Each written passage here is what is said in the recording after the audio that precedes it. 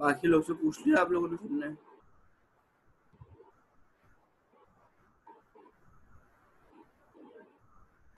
Sir मैंने मुशाम को बता दिया। आ रही है? सर मेरी मुशाम से बात हुई है, वो बिजी है, वो कह रही मैं अटेंड नहीं करूंगी। अच्छा, बाकी लोग और कौन कौन रह गया? मलाइका रह गई और सर मैंने मलाइका को कर दिया है, उनका जवाब नहीं आया। अच्छा, और कौन रह गया? उमर, हंसला। हाँ काफी लोग रह गए भाई, गिनती के अब 6 लोग आए हो।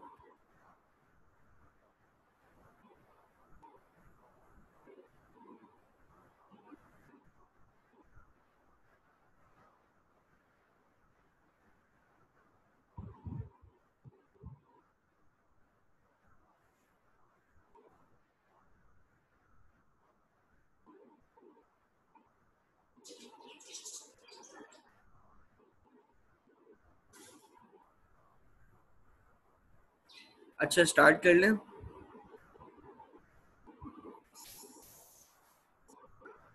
स्टार्ट कर लें? अच्छा बच्चों प्लीज इग्नोर कि अगर मैं कुछ ऐसे अजीब अजीब शक्लें बनाऊं, सही है? क्योंकि मुझे चोटें लगी हुई हैं हाथों पे और टांगों पे, दोनों में, सही है? तो I was not to take the class but I said कि भाई आप लोग का नुकसान जाएगा, आई शुड टेक क्लास, सही है? छोटी सी चोट आपको दिखाऊं तो वो ये है, ये हाथ पे लगी है, एंड अ ट्विस्टेड हैंड, सही है, आई कैन नॉट मूव।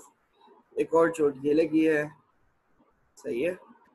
टांगों पे भी चोटें लगी हुई हैं, तो इसलिए बड़ा आराम से और ना हल्का फुल्का होगी, क्योंकि शदीद दर्द हो रहा है। तो bear with me if I make like अजीब सा साउंड या अजीब सी शक्ल वगैरह बनाऊं तो प्लीज इग्नोर दैट, सही है?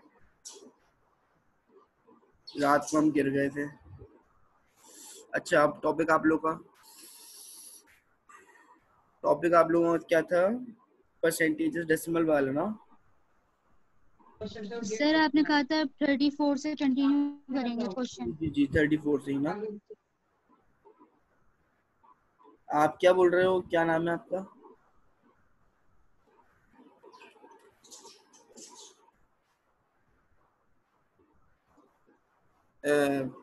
कौन क्या बोल रहा है भाई?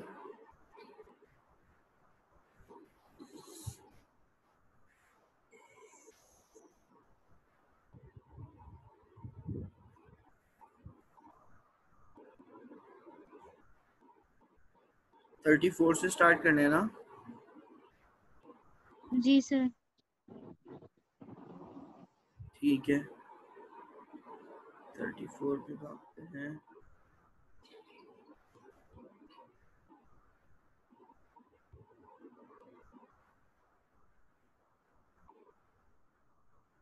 अच्छा 34 देखो, मैंने बताया था कि 1/5 की वैल्यू मैंने लिखवाई थी आपको, होती है 0.2। याद है किसी को?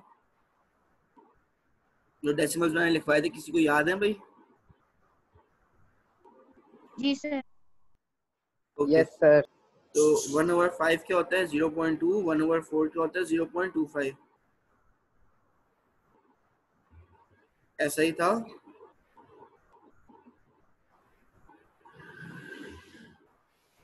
जी सर।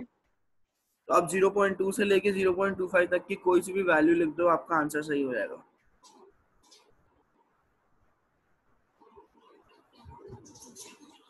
जीरो पॉइंट टू नहीं लिख सकते, 0.25 नहीं लिख सकते, क्योंकि वो इक्वल टू नहीं है वहां पे, सही है? लेस देन और ग्रेटर देन है, मतलब 0.2 से बड़ा, 0.25 से छोटा। तो 0.21, 0.22, 0.23 आप लिख सकते हैं। ये 3 नंबर में से कोई सा भी लिख दो, आपका आंसर आ जाएगा, सही है?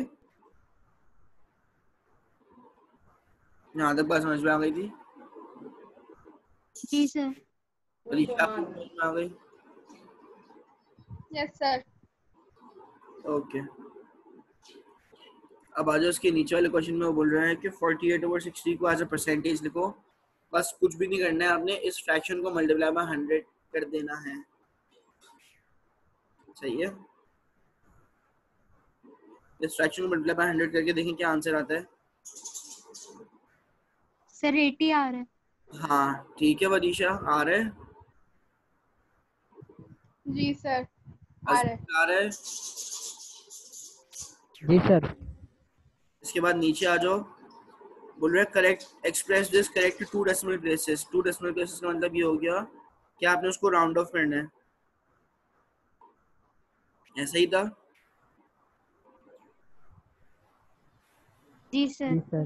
तो टू डेसिमल प्लेसेस का मतलब ये है कि पहले मैं 0 पे जाऊंगा, फिर 4 पे जाऊंगा, डेसिमल के बाद वाले 0 पे जाऊंगा, उसके बाद फिर 4 पे जाऊंगा। अब टू डेसिमल प्लेस में खड़ा हो गया, अब मैं थर्ड डेसिमल प्लेस को देख रहा हूँ, सही है। उस थर्ड डेसिमल प्लेस को देखने का मतलब क्या है कि वहाँ पे 7 आ रहा है, तो 7 5 से बड़ा है, तो इसलिए मैं उसको राउंड ऑफ करके 5 कर दूंगा, 0.05 हो जाएगा ये।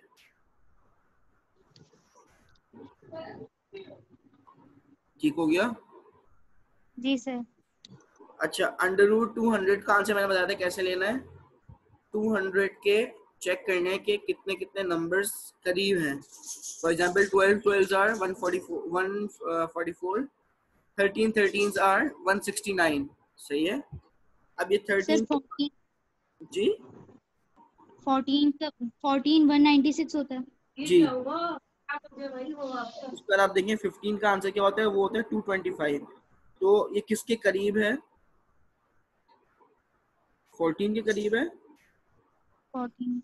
ठीक है। तो उसने भी यही बोला कि एस्टिमेट करनी है, इसकी वैल्यू एग्जैक्ट नहीं देनी। 14 पॉइंट समथिंग कुछ होती, लेकिन हमें 14 अगर हम लिख देंगे तो हमारा आंसर फिर भी बेहतर ठीक होगा, ठीक है। बात समझ में आ गई। जी सर। अच्छा, इसके नीचे वाला सवाल देखो क्या है। ये by writing each number correct to one significant figure. One significant figure का मतलब ये होता है 212 मल्टीप्लाई बाय 1.97 की पावर स्क्वायर, राइट। अब हर नंबर को वन सिग्निफिकेंट फिगर पे लेके जाइए। 212 बन जाएगा 200, 1.9 बन जाएगा कितना, 2। नहीं, सर 212 क्या बनेगा? क्योंकि देखिए इसके ऊपर स्क्वायर है, तो आपने पहले 1.97 का आंसर निकालना है, उसके बाद उसका स्क्वायर लेना है, उसका राउंड ऑफ करना है। 1.97 का देखिए स्क्वायर क्या आता है, मैं आपको बताता हूँ। 1.97 मल्टीप्लाई 1.97 3.8 सर समथिंग कुछ आता है, तो आप इसको 4 कर सकते हैं, राइट। 212 तो ऐसे ही रहेगा ना? जी भाई 212 ऐसे ही रहेगा ना? 212 वैसे नहीं रहेगा, 212 बन जाएगा 200, क्योंकि वो 2 पे खड़े हो गए, और 1 जो है वो लेस है, तो वो 0 0 लग जाएंगे वहां पे। सही है। अच्छा, उसके बाद ये 1.97 को आप एक तरह से 2 भी कर सकते हैं, प्रोवाइडेड कि आप इसको स्क्वायर अगर ना करें तो आप इसको 2 कर सकते हैं, सही है। बात समझ में आई।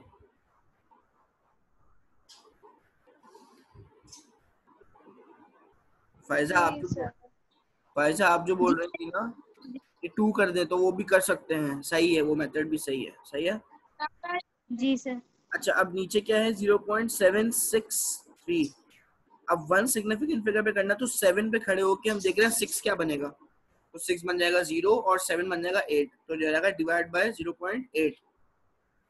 अब मल्टीप्लाई कैसे होगा, 200 multiply by 2 divide by 0.8। Answer देखें क्या आता है, 400 डिवाइड बाय 0.8 करके देखें। सर ये स्क्वायर है 1.97 का स्क्वायर, तो हाँ 4 नहीं होगा? 4 नहीं होगा? नहीं नहीं नहीं, 4 नहीं कर रहे, क्योंकि वो वन सिग्निफिकेंट फिगर पहले राउंड ऑफ ही करवा रहा है। सर तो राउंड ऑफ होने तो स्क्वायर हटा दे। देखो अगर स्क्वायर कर दूंगा तो वो मैं उसको, सुनते रहिएगा, अगर मैं उसको स्क्वायर कर दूंगा तो मैं उसको सॉल्व कर दूंगा, मुझे सॉल्व नहीं करना है, मुझे राउंड ऑफ करके वैल्यू एस्टिमेट करनी, सॉल्व नहीं करना है, सही है। सही है। सही। There is a difference in solving and estimating. अच्छा, 400 डिवाइड बाय 0.8 का आंसर क्या आता है, बताइए जरा। सर डेसिमल एक आगे बढ़ाएंगे ना? आगे नहीं बढ़ेगा डेसिमल, 0.7 है ना, तो वो 76 है ना, तो वो 0.8 हो जाएगा। नहीं वो तो हो जाएगा, फिर 400 अपॉन 0.8 है ना, हाँ तो सर उसके अंदर एक डेसिमल हम आगे बढ़ाएंगे, ऐसे ही रहेगा। नहीं नहीं नहीं, देखो, अरे आप समझ नहीं रहे, देखो 212 को 200 कर दिया मैंने। नहीं सर वो तो हो गया, मैं तो आखिरी स्टेप की बात कर रहा हूँ। आखिरी स्टेप क्या? वो आता है ना 400 अपॉन 0.8। सही है, तो आंसर आएगा 500, लेकिन देखो इसका आंसर 1000 है, बताओ क्यों? सर क्योंकि एक डेसिमल प्लेस आगे बढ़ेगी ना। नहीं, 1.96 का स्क्वायर लगा हुआ था ना वहां पे, तो हमने जी उसका 2 का स्क्वायर लिखना था। देखो स्क्वायर तो नहीं हमने भगाया ना कहीं, हमने तो सिर्फ नहीं नंबर सर। को राउंड ऑफ किया है, तो जी स्क्वायर जरूरी था, तो हो जाएगा 200 मल्टीप्लाई बाय 4। तो सर मैं आपको यही तो बोल रहा था आप। सही है, यहाँ तक समझ में आ गई? नहीं मैं समझा, आप बोलो 1.96 को स्क्वायर करना है, नहीं उसको नहीं करना। नहीं सर उसको नहीं, मैं 2 को ही बोल रहा था। हाँ 2 के बाद उसको स्क्वायर करना जरूरी है, क्योंकि देखो आपने एस्टिमेट कर दिया, अब आप उसको फिर कैलकुलेट कर रहे हो, वो कर रहे हो, अप्रोक्सीमेट कर रहे हो, जी कैलकुलेट सर। अप्रोक्सीमेट कर रहे हो। देखो there is a vast difference between calculation, estimation and approximation. सही है, जी सर। कैलकुलेशन में आप क्या करते हो, सिर्फ और सिर्फ मल्टीप्लाई डिवाइड, ये वो जो कैलकुलेटर से करते हैं हम लोग। जी सर। अप्रोक्सीमेशन में आप क्या करते हो, आप उस नंबर को राउंड ऑफ करते हो, और एस्टिमेशन में क्या करते हो, अप्रोक्सीमेशन के साथ कैलकुलेशन करते हो। सही है सर। ठीक है, सबके समझ में आया ये? जी सर। जी सर। ठीक हो गया। अच्छा अब आगे बढ़ते हैं। Express 105 as a product of its prime factors, मतलब ये वही 800 अपॉन 0.8 ये कैसे होगा? 800 एक डिवाइड बाय डेस 0.8 करें। सर एक डेसिमल आगे बढ़ेगा तो नीचे वाला 8 हो जाएगा, ऊपर वाला 8000। जी वाह, वो 1000 आंसर आ गया सर। हाँ बस सही है। अच्छा अब वो बोला है express 108 as a product of its prime factors, मतलब वही बोल रहा है ये कि 108 को ऐसा तोड़ो नंबर्स के अंदर कि आपका आंसर आ जाए। सही है, सर मतलब इस इसका तरह। पार्ट नहीं हुआ था मुझसे। जी जी मैं पार्ट 2 करवा दूंगा। देखिए 108 को as a product of its prime factors इस तरह करना है। 108 का आपने एलसीएम में है। यूएस बोलो बोलो, किस क्वेश्चन पे? कौन सा क्वेश्चन?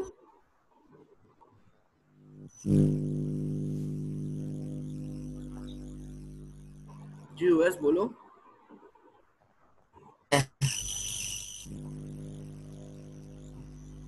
यूएस भाईजान क्या हो गया ये? मैं डिस्कनेक्ट हो गया था। अच्छा हम क्वेश्चन नंबर 36 पर हैं, 36।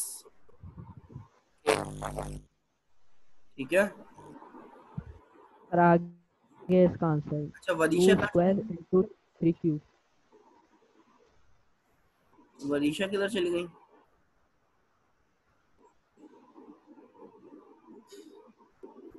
खैर, अच्छा 108 का product of its prime factors किस तरह लिख सकते हैं हम लोग? 2 तो मल्टीप्लाई एलसीएम बाय लेके 2 मल्टीप्लाई बाय 2, नहीं ऐसा जैसे 2 कि 2 multiply by 2 multiply by multiply by 3 3 multiply multiply by by 3 3 multiply multiply by by 3। 3। सही है, तो आप इसको इस तरह जी लिख सकते हैं, 2 का स्क्वायर मल्टीप्लाई बाय 3 का क्यूब। सही है। जी। सर इसको ट्री बना के भी सॉल्व कर सकते हैं ना, जो एक ट्री बनता है। जी जी ट्री बना के भी सॉल्व कर सकते हैं, एलसीएम की तरह भी सॉल्व कर सकते हैं। बस आपने ये चेक करना है कि कितने नंबर्स कितनी दफा आ रहे हैं, और नंबर्स कौन से चाहिए, प्राइम नंबर्स। 10 नहीं ले सकती हैं आप, सही है, 4 नहीं ले सकती हैं आप, 6 नहीं ले सकती हैं आप बेसिक नंबर्स पे जाएंगी जो कि प्राइम नंबर्स हैं। क्योंकि देखो 6 जो है ना कॉम्पोजिट नंबर कहलाता है। 6 किससे बना है, 2 और 3 से बना है, तो 2 और 3 दो प्राइम नंबर्स हैं। Instead of taking 6 you have to take 2 and 3। समझ में आ गया फायजा? सर सर इसका बी नहीं हुआ था सर। जी जी भाई क्या बोल रहे हो आप अजमीर? इसका बी नहीं हुआ था सर। इसका बी नहीं हुआ था, हाँ चले बता नहीं दो। सर। तो बोल रहे एन जो है ये है 500, ये है हाईएस्ट कॉमन फैक्टर जो है ना n और 500 का वो है 2 का स्क्वायर और 5 के पावर 2। सही है। लीस्ट कॉमन जो है वो है 2 के पावर 3 और 5 के पावर 3। देखें, सर सेकंड भी है सर। हाईएस्ट कॉमन फैक्टर मतलब क्या होता है कि सबसे ज्यादा कॉमन चीज मैं निकाल क्या सकता हूँ उसमें से, ऐसा ही है। जी सर। अच्छा, अब आप ये देखिए कि जो हाईएस्ट कॉमन फैक्टर है उसमें 2 का स्क्वायर कॉमन निकल रहा है बाहर और 5 का स्क्वायर कॉमन निकल रहा है बाहर। इसका मतलब ये हो गया कि 2 जो है मेरे पास, 2 सुनते रहिएगा, 2 जो है वो स्क्वायर दफा बाहर निकल रहा है, मतलब वो 500 में भी स्क्वायर दफा आया हुआ है और n के अंदर भी स्क्वायर दफा आया हुआ है, मतलब p जो है वो स्क्वायर या उससे ऊपर की कहानी है। ये बात समझ में आई? नहीं सर। सिमिलरली 5 जो है वो यहाँ पे नहीं सर, नहीं 500 आई। के अंदर क्यूब हुआ हुआ है। सुने, 500 के अंदर क्यूब हुआ हुआ है, लेकिन n के अंदर वो क्यूब हुआ हुआ है। सही है, तो ये स्क्वायर दफा बाहर निकल रहा है, मतलब कि q जो है वो स्क्वायर है। ये बात समझ में आ गई? क्योंकि हाईएस्ट कॉमन फैक्टर है ना, मतलब कॉमन क्या निकल सकता है इसके अंदर। ठीक है, सर लिख के बता दें। अच्छा लिख के बता दो। Right.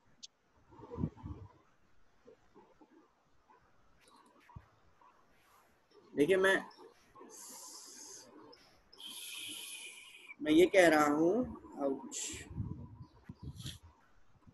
जो हाईएस्ट कॉमन है ना फायजा, वो है 2 का स्क्वायर और 5 का स्क्वायर।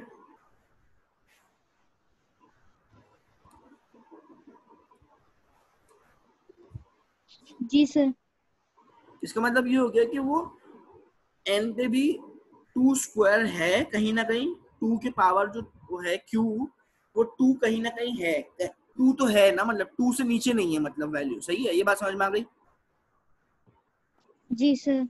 अच्छा, और 5 जो है वहां पे स्क्वायर तो है ही है, मतलब जो 5 है वो 500 के अंदर क्यूब में आ रहा है, लेकिन n के अंदर स्क्वायर में आ रहा है, तो इसलिए उसने कॉमन कम से कम वाले लेते हैं। हाईएस्ट कॉमन के अंदर क्या करते हैं, कम से कम जो मैच होता है वो लेते हैं। ऐसा ही है। जी सर।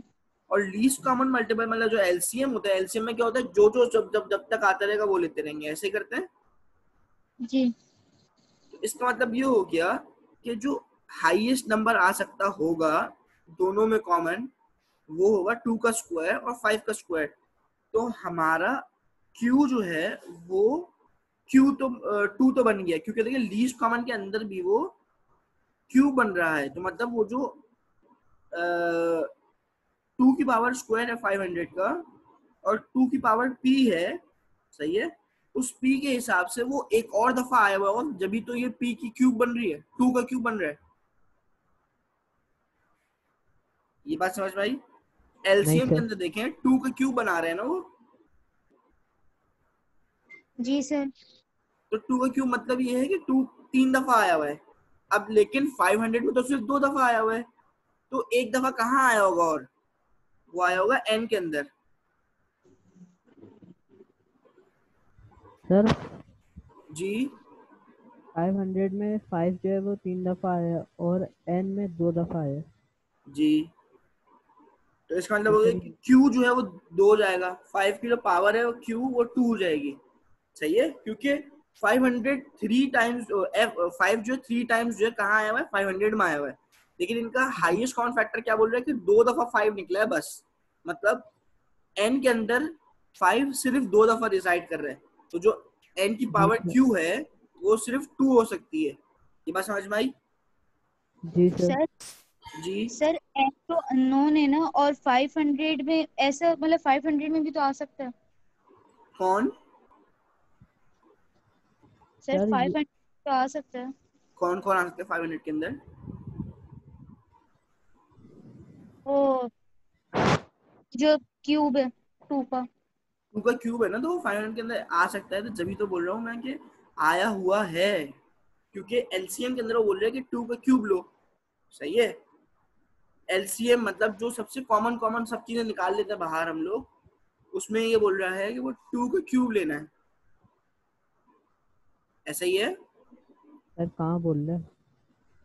बेटा? LCM the least common multiple of 500 is 2 का क्यूब मल्टीप्लाई बाय 5 का क्यूब मल्टीप्लाई बाय 7। तो 2 का क्यूब कहाँ से निकला होगा?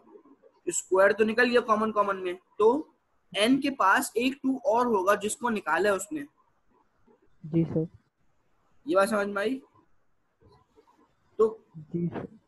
2 के ऊपर जो पावर है p वो हो जाएगी 3, q के ऊपर जो पावर है वो हो जाएगी 2, और r जो है r कहीं पे भी कॉमन नहीं है, सिर्फ n में आ रहा है, तो n में एक ही दफा आ रहा है, तो r 1 हो जाएगा। सर एक बात बताएं, अगर ये हाईएस्ट कॉमन फैक्टर में 2 क्यूब होता फिर? किसमें? हाईएस्ट कॉमन फैक्टर में 2 क्यूब नहीं हो सकता था, क्योंकि देखें 500 में 2 का स्क्वायर है, अगर वहां पे 2 का क्यूब होता तब होता वो। हाँ सर वही, अगर वहाँ पे भी होता यहाँ पे भी होता फिर? तो फिर क्यूब होता है। सही है। सही है सर। क्या हुआ? सही है सर। सही है। अच्छा अब जरा क्वेश्चन नंबर 37 पे आ जाइए। क्वेश्चन 37 क्या बोल रहा है भाई? Right 0.00002 in standard form. तो हमें कितनी दफा आगे बढ़ना है इसके लिए? 3 जीरो जंप मारनी है, 14 जीरो भी जंप मारनी है, 5 जीरो भी जंप मारनी है, तो हो जाएगा 2 मल्टीप्लाई बाय 10 पावर -5। सही है, ऐसे ही होगा।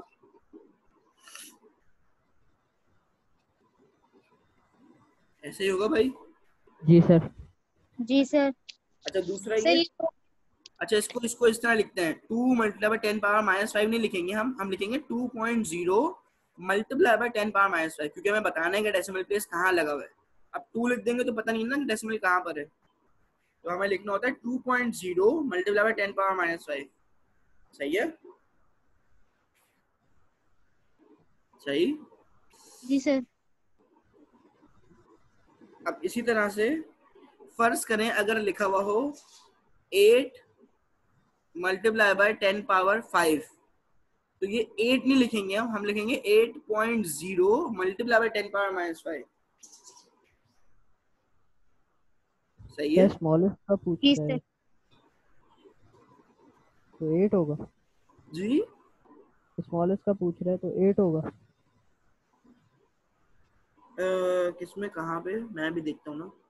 चलो पार्ट बी पे है स्टार्ट ना? करने हैं ना, तो देखिए पार्ट बी पे है ना? करेंगे तो आपके पास आ जाएगा 7.6 10 पावर 6 आएगा सबसे पहले, उसके बाद आएगा 2.1 10 पावर 7, उसके बाद आएगा 8.0 10 पावर 7, उसके बाद आएगा 1.2 10 पावर 8।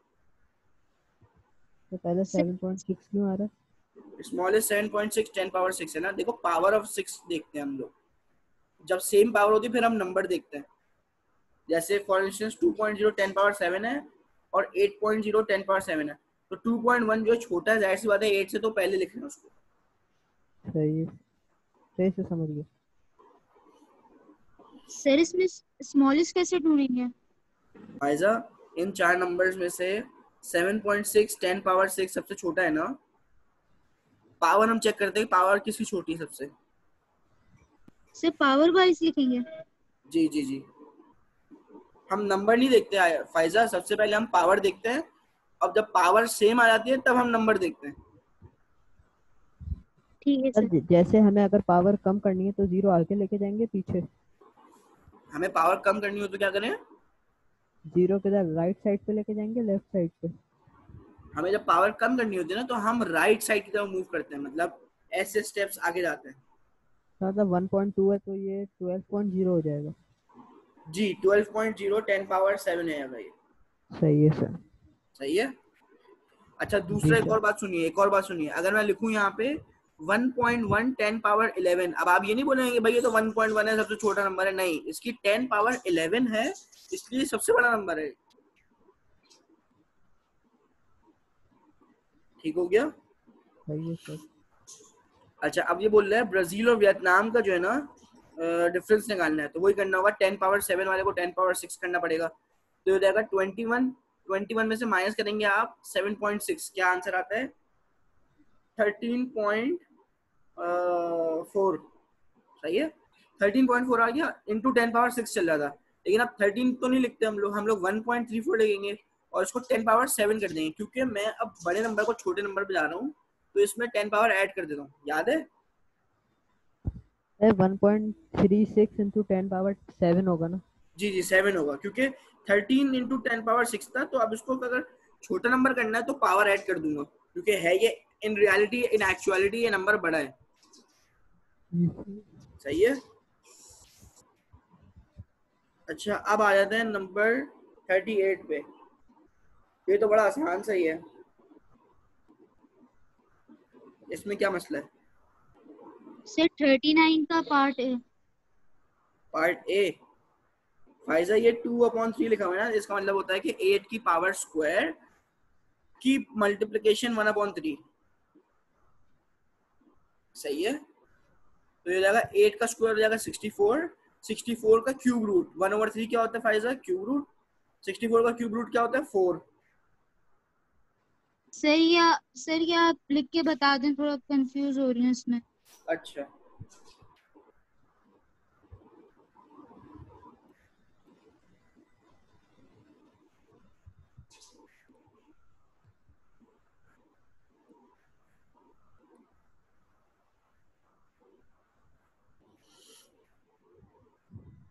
ओहो रनिंग आउट ऑफ टाइम हो रही है खैर। अच्छा देखें ये बराबर होगा फायजा, ये देखिएगा आप 8 की पावर स्क्वायर, सही है, मल्टीप्लाई बाय 1/3, सही है। एक सेकेंड फायदा। अच्छा देखो अब इसका तो मतलब होता है 64, अब इस 1/3 का मतलब होता है पावर के अंदर क्यूब रूट,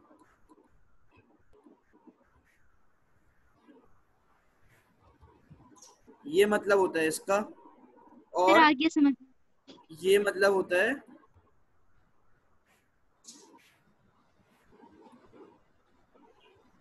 इसका, सही है। जी सर। और इसका मतलब हो जाएगा फायजा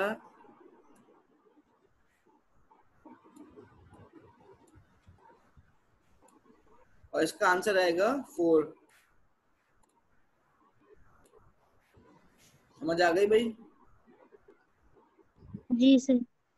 अच्छा अब इसके नीचे देखिए 1/6 की पावर -2 है, माइनस का मतलब ये होता है कि आपने जो फ्रैक्शन है उसको उलट देना है और उसको वैसे ही रखना है, सही है।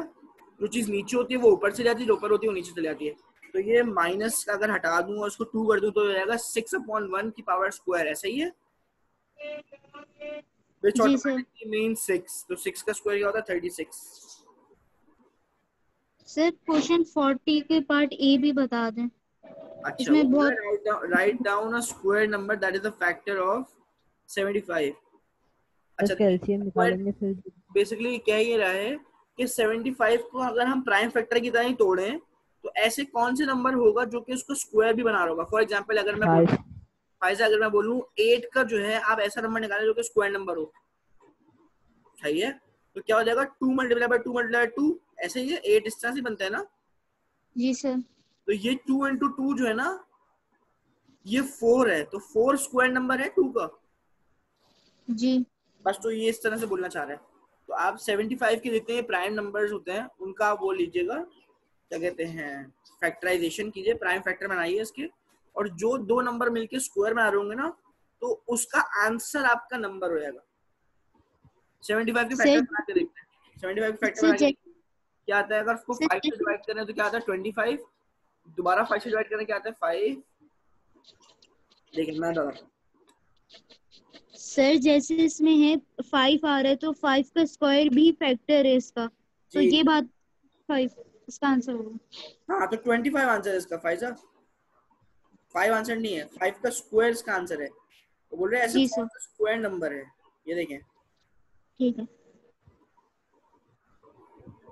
5 हो गया, यहाँ पे आंसर क्या आएगा 15, ठीक है।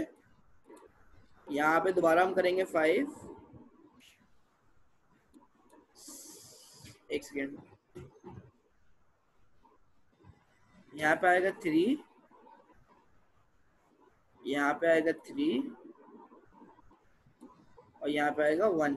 तो फायदा ये देखेंगे, ये दो नंबर्स मिलके स्क्वायर नंबर कर रहे हैं और इनका आंसर आपका आंसर है 25।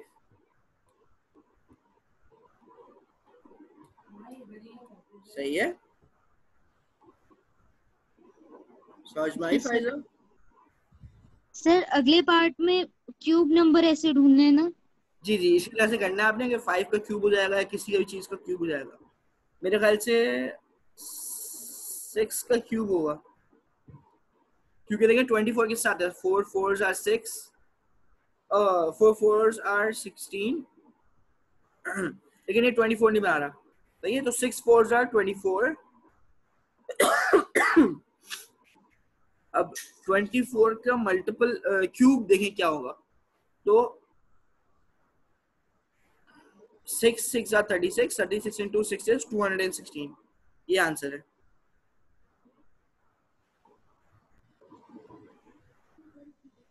समझ में आई? ठीक है सर। नहीं समझ में आया। देखो 24 किससे बन रहा है, 4 से बन रहा है और 6 से बन रहा है, सही है। जी सर। वो बोल रहा है कि मल्टीपल ऑफ 24 भी होना चाहिए उसको, तो जो मैं अगर 4 का क्यूब लेता हूँ तो आंसर आता है 64। 64 क्या 24 का मल्टीपल है? नहीं, सही है। जी सर। अब बचा 6, क्योंकि 4 6 24 था ना, तो 4 से मैंने कर लिया काम। अब मैं देखता हूँ 6 का। 6 का क्यूब क्या होता है? 216। 216 को अगर डिवाइड बाय 4 करूं तो आंसर आता है। जी सर, तब आ जाता है। तो इसलिए वो फैक्टर भी है, इसलिए वो मल्टीपल भी है। देखिए 9 दफा आता है, ये 9 दफा आता है, सही है। तो it's a factor as well as multiple. जी बोले। 8 और 3 भी 24 बनते हैं दोबारा बताइए क्या बोल रहे हैं आप? और 3 भी 24 होते हैं। 2 और 6 भी नहीं, 2 और 6 नहीं। अच्छा 24 कैसे हुआ? देखें 4 6 24 होता है, सही है। 4 का क्यूब देखते हैं, 4 4s are 16, 16 4s are 64। अब 64 जो है वो 24 के मल्टीपल्स में आता है, 24 के टेबल में आता है? नहीं आता, सही है। देखिए 24 into 2 क्या होता है? 48। 48 मल्टीप्लाई प्लस 24 क्या होता है? 72। 64 नहीं आ रहा, तो 4 तो कट गया, 4 और 6 में तो 4 कट गया। अब देखता हूँ कि 6 का आंसर आता है नहीं आता। 6 6 are 36, 36 into 6 is 216। अब 216 को 24 के टेबल में देखो क्या आ रहा है नहीं आ रहा। वो आता है, वो आता है 9 दफा, तो इसलिए 6 आंसर है और 6 का क्यूब आंसर है 216। क्यूब नंबर चाहिए जी। 2 into 12 भी 24 होता है, और 12 का क्यूब करें तो डिवाइड बाय 24 करें तो आता है। नहीं लेकिन लेकिन आपने ये देखना है कि वो क्यूब नंबर किस में आ रहा है नहीं आ रहा। इस तरह देखो, क्या मतलब सर? देखो 2 और 12 जो है ना, देखें 2 और 12 जो है, 2 का क्यूब होता है 8, हट गया। 12 का क्यूब देखें क्या होता है? 1000। मैं देख के बताता हूँ आपको। 144 मल्टीप्लाई बाय 12, 1728 डिवाइड बाय 24 करेंगे तो ये आंसर आ रहा है 7। लेकिन ये देखो ये बहुत बड़ा आंसर है, तो हमें 24 को ऐसे नंबर्स में देखना है कि जिससे सबसे लीस्ट आंसर आए। सही है। तो 6 और 4 से सबसे लीस्ट आंसर आ रहा है। 6 का क्यूब क्या होता है? 216। इस तरह से हमें चेक करना होता है। सही है सर। कहने को मैं ये भी कर सकता हूँ 24 मल्टीप्लाई बाय 1, सही है। तो 24 का क्यूब कर लूँ, उसके बाद मैं देखूंगी इसका आंसर क्या आ रहा है, तो ऑब्वियसली 3 आएगा आंसर। सही है, समझ में आई? जी सर। तो इस तरह नहीं करना, हमें ये चेक करना है कि सबसे लीस्ट वैल्यू कहाँ से निकलती है। सही है। सही है। क्लास में बच गया सिर्फ 1 मिनट। अब हम 41 से नेक्स्ट क्लास में करेंगे, ठीक है? सही है सर। ओके भाई, अल्लाह हाफिज। See you in the next class. Allah Allah Hafiz.